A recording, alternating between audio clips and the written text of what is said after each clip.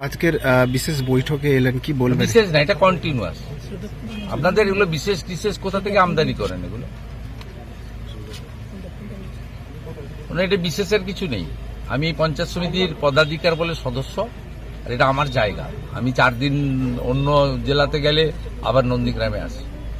এখানে আত্মিকতা আছে। এখানে পঞ্চায়েত সমিতি 2 বছর ধরে বহু বাধা দেয়, এরা সরকার বিরোধিতা করে, তারপরেও কর্মাধ্যক্ষরা অনেক কাজ করেছে।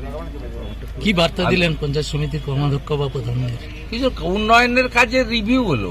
পঞ্চায়েত সমিতি করতে যাবো কেন? মাত্র তো 24 মাস 25 মাস হয়েছে, এরা আরো 35 মাস আছে।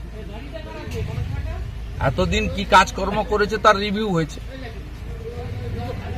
কিভাবে বাধা দেওয়া হচ্ছে, কিভাবে হচ্ছে, এগুলো সব তারা বললেন যে প্রশাসনিক স্তরে বাধা দেওয়া হচ্ছে, আমরা ওরা করছে। 2008 সাল থেকে এখানে পঞ্চায়েত সমিতি ছিল বিরোধীদের, তখন যে সরকার ছিল এরকম বিরোধিতা করেনি। এখন যে বিরোধিতাটা করছে এটা গণতন্ত্রের পক্ষে ভালো নয়। তার মধ্যেও এরা কাজ করছে, তার সঙ্গে এমপি ল্যাড এমএলএ ল্যাড আছে।